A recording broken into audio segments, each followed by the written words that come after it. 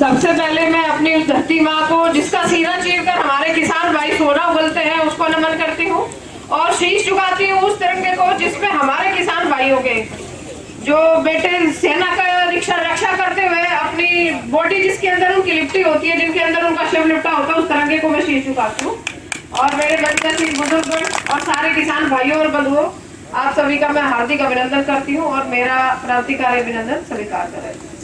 मैं आप लोगों के सम्मुख 2-3 बातें कहने के लिए आई हूँ दिल्ली से। जो हम लोग एक किसान, उस किसान की औलाद है जो अपने खून पसीने की मेहनत से धरती माँ की सेवा करते हैं और उसका सीना फाड़कर जमीन में से वो गेहूं उगलवाता है जिसको पूरा देश खाता है। वो कभी ये परवाह नहीं करता कि क्या गर्मी सर्दी किसी भी चीज की वो परवाह ना करते हुए अपनी पूरी मेहनत उसमें लगाता है, लेकिन उसको उसका कोई फल नहीं मिलता। हम उस किसान की औलाद है, सबके सब गुण हमारे, उस किसान का गुण हम लोगों के अंदर है जिनके बेटे देश की सेवा करते हैं बिना किसी भेदभाव के, बिना किसी चीज की परवाह किए हुए, और उन्हीं की जो बलिदान जो उनका होता है वही हमारे देश के वासियों के अंदर सुरक्षा की भावना पैदा करता है। अगर हमारे किसान के लोग, जो हमारे किसान भाई हैं, उनके बेटे अगर अपनी शहादत ना दे तो शायद ये देश सुरक्षित ना रहे। लेकिन ये जो सरकार है, हरियाणा सरकार, इसको इस बात के बिल्कुल भी इल्म नहीं है कि किसान भाइयों की क्या दयनीय स्थिति है, जो किसान समाज है वो कितनी बुरी दशा से भुगत रहा है। हम लोगों को सिर्फ यहाँ एकत्रित होने का एक मकसद होना चाहिए कि हम एकजुट होकर अपने किसान नेताओं के नेतृत्व में सर छोटू राम जी के सिद्धांतों को लागू करते हुए एकजुट होकर संघर्ष करें और ये सरकार को बताएं कि अगर सरकार हमारे किसानों का जो मेहनत मजदूरी है वो अगर मूल्य पूरा चुनौती के रूप में नहीं देती है, एक बोनस के रूप में नहीं देती है, तो वो फिर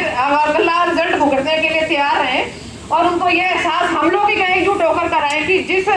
हमारे किसान भाइयों के बच्चे भर्ती के टाइम पे ये कह के भर्ती किए जाते हैं कि किसानों की औलाद है, इनका खून गर्म है, ये देश के लिए बहुत कुछ कर सकते हैं। अगर वो किसानों का खून सड़क पे आ गया आक्रोश के रूप में, तो फिर सरकार को छुपने का कोई जहां किसी भी कोने में जगह नहीं मिलेगी और एक किसान क्रांति फैल जाएगी जिसको जो कोई नहीं बचा सकता किसी भी तरह से। तो मैं आप लोगों से यही निवेदन करूंगी, आप इतनी दूर दूर से सब लोग किसान भाई आए हुए हैं, मैं ज्यादा ना बोलते हुए सिर्फ एक शब्द आपके सामने रखूंगी कि कृपा करके आप सब लोग एकजुट होकर ये नहीं सोचे कि कौन आ रहा है कौन नहीं आ रहा है। जहां मेरी जरूरत है मैं हमेशा आप लोगों के साथ तैयार हूं और इस सरकार को करारा जवाब देने के लिए ज्यादा टाइम भी नहीं है।